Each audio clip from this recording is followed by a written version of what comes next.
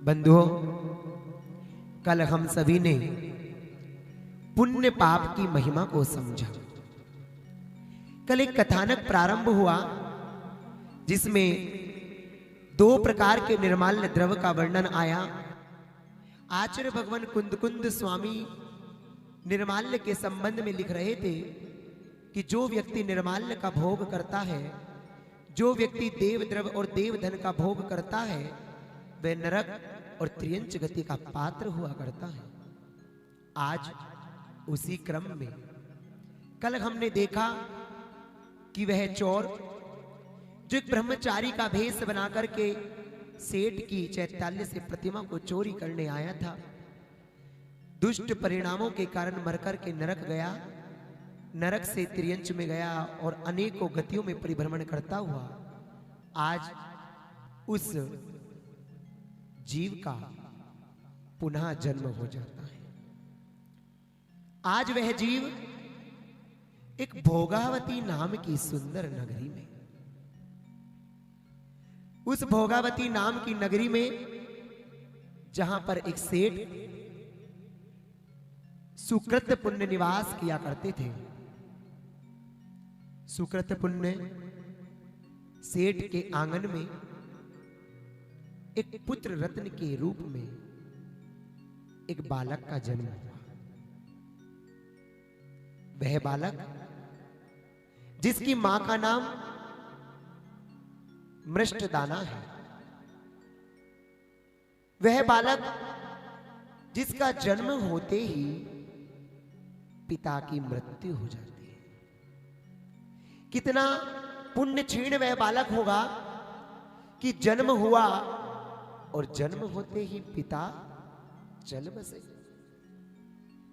नगर सेठ था वह सुकृत पुण्य, उस बालक के जन्म होते ही वह चल बसे और अकेली सेठानी मृष्टदाना को छोड़ गए। वह सेठानी मृष्टदाना उस छोटे से नवजात शिशु को लेकर के पालन पोषण करने लगी। उस शिशु का इतना पुण्य क्षीण कि धीरे धीरे समय बीतता गया, घर की सारी संपत्ति बिक गई।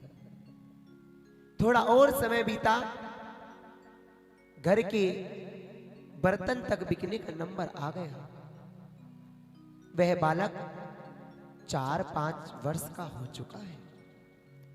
अब उस सेठ का घर भी बिक चुका है। इतना पुण्य क्षीण वह बालक कि जन्म होते ही पिता चल बसे। धीरे धीरे करके घर की धन संपत्ति, मकान, बर्तन आदि बिक गए। अब वह सेठानी कंगाल हो गई।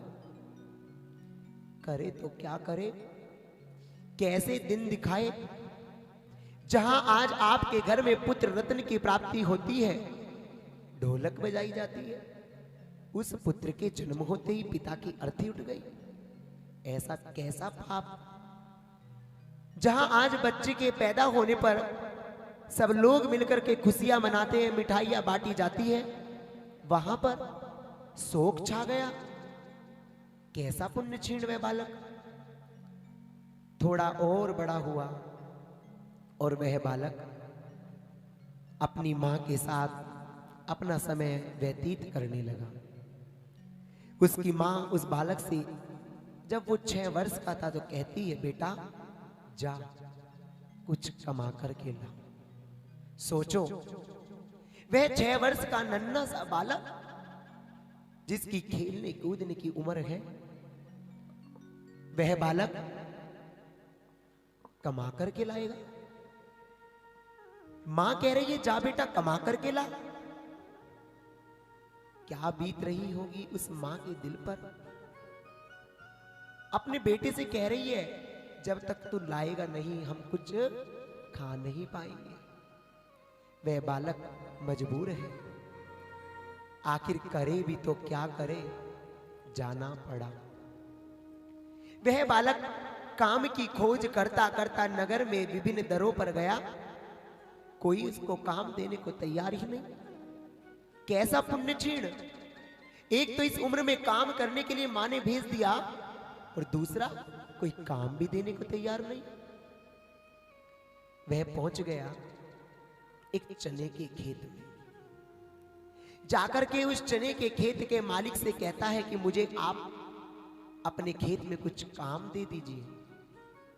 वह खेत का मालिक बड़ा अचंभित होता है, सोचता है इतना छोटा सा बच्चा काम मांगने आया, उसको उसके ऊपर दया आ जाती है। वह पूछता है, बेटा तुम कौन हो, कहां से आए हो, क्या नाम है, किसके पुत्र हो? वह छोटा सा बालक उस खेत के मालिक से कहता है, मेरा नाम अकृत पुण्य है, मैं सुकृत पुण्य का पुत्र हूं, मैं भोगावती नगरी के सेठ का पुत्र हूं, लेकिन आज मेरे पुण्य क्षीण के कारण मुझे काम मांगना पड़ रहा है।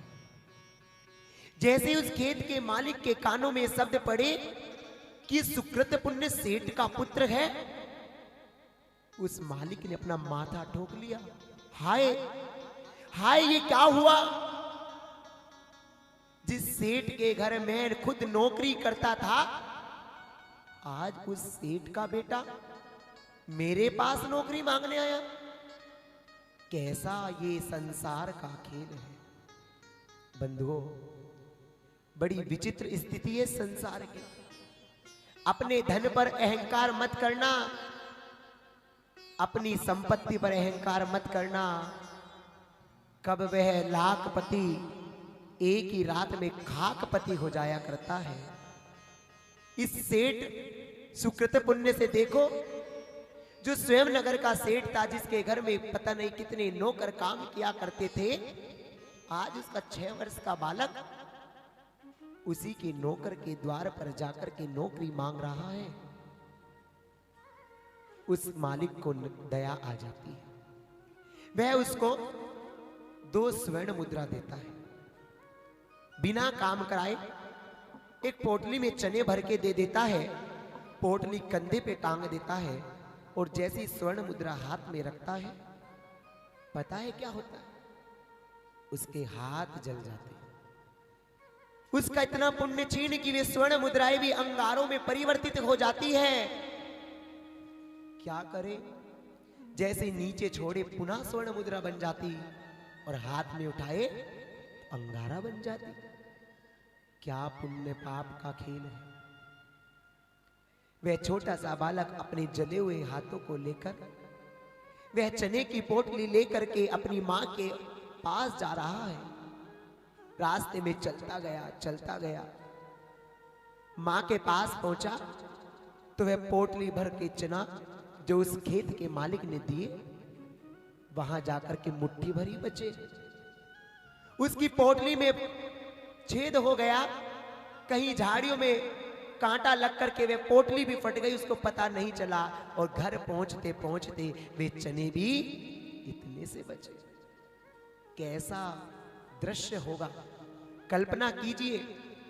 अकृत पुण्य की वे कथा आपने सुनी होगी, ये उसी अकृत पुण्य की कथा चल रही। वह छोटा सा बालक खाने के लिए भटक रहा है, क्या करे, कहां जाए, किससे मांगे। जब उसकी मां ने पूछा, बेटा कुछ लाए हो? बेटे ने चने की पोटली दे दी। बोला, मां मुझे तो भर करके दिए थे, ये तो थोड़े से ही बचे। मां कहती है, बेटा तेरी गलती नहीं है, तूने पिछले भाव में कुछ न कुछ ऐसे पाप किए होंगे कि जिसका परिणाम तुझे अभी तक भुगतना पड़ रहा है। बंधुओं याद रखना, हम लोग कितना भोजन का दुरुपयोग करते हैं। हम लोग समझते हैं शादियों में, विवाहों में, अथवा किसी भी सामूहिक भोज में जाकर के खाने की भूख 2 रोटी की होती है और 4 लेकर के डस्टबिन में फेंक देते हैं। सोचो, उन भिखारियों को देखो जो सड़कों के किनारे पड़े, जिनके पास खाने के लिए 2 रोटी नहीं, वे आपकी झूठी थालियों का उठा उठा करके खा करके अपना पेट भरते हैं। आज भी इस भारत देश में इतने गरीब, इतने भिखारी है कि प्रति वर्ष कई लाख व्यक्ति भूख के कारण मरते हैं, और हम लोग खाते तो है नहीं, उसका दुरुपयोग करते हैं। क्या पुण्य क्षीण था कि वह जरा से चने बचे। मां ने कहा कोई बात नहीं बेटा, अब हम एक काम करते हैं, इस नगरी को ही छोड़ देते हैं। मां ने अपने उस 6 वर्ष के पुत्र को लिया, उन चनों को पुनः एक पोटली में बांधा और रास्ते के लिए रख लिए और वहां से चल दी। वह उस धर्म नगरी राजगिरी की ओर चल दी, जिसके राजा श्रेणिक हुआ करते थे। राजा श्रेणिक की वह धर्मपरायण नगरी राजगृही, जहां पर मुनि सुव्रतनाथ भगवान के कल्याणक हुए, ऐसी उस राजगृही नगरी के राजा श्रेणिक के चरणों की, उस श्रेणिक के पादमूल में जाने के लिए उस रानी, उस सेठानी मृष्टदाना और अकृत पुण्य ने जाने की सोच की। सेठानी और वह अकृत पुण्य जंगल के रास्ते से पैदल ही चलते गए, क्योंकि अब उनके पास कोई वाहन नहीं है, कोई बैलगाड़ी का साधन भी उपलब्ध नहीं है। अब उनके घर में कोई घोड़े नहीं, रथ नहीं, हाथी नहीं, पैदल वह उन जंगलों में भटकती भटकती राजगिरी की ओर बढ़ती जा रही है। रास्ते में एक गांव आया, शीशवाक। उस गांव का नाम शीशवाक था। मृष्टदाना को और अकृत पुण्य को उस शीशवाक गांव में पहुंच करके बड़ी जोरों से भूख लगती है।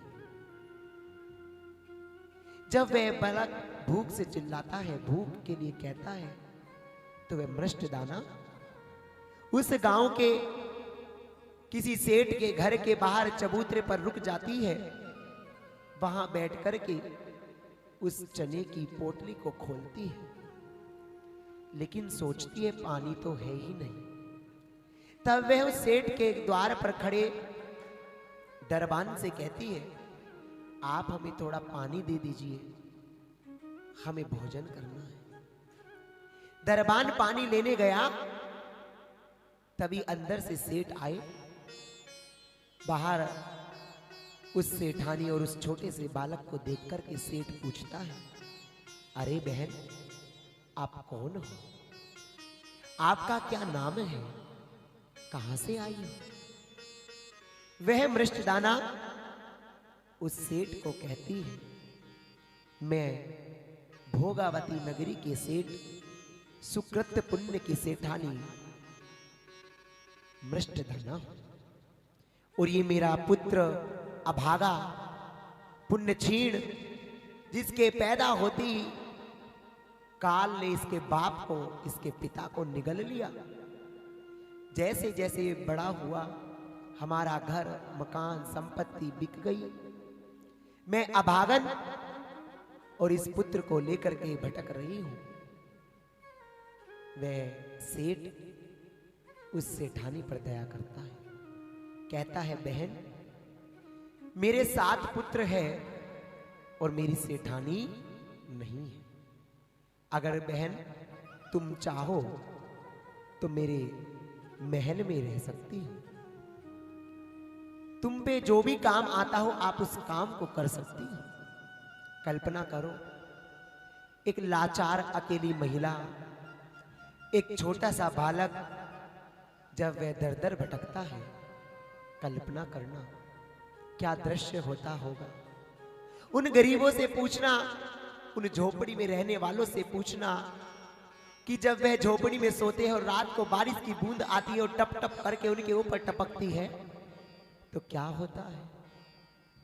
उन गरीबों से पूछना जिनके घर में बिजली नहीं, वे दीपक जला करके अपने घर का कार्य किया करते हैं। अरे सौभाग्य समझना, अपना पुण्य समझना कि आज आपको संसार के सारे सुखों की प्राप्ति हो रही है, तब भी हम लोग पुण्य नहीं करना चाहते। ये पिछले जन्म का पुण्य है जो आज आप यहां बैठे हो। पिछले जन्म का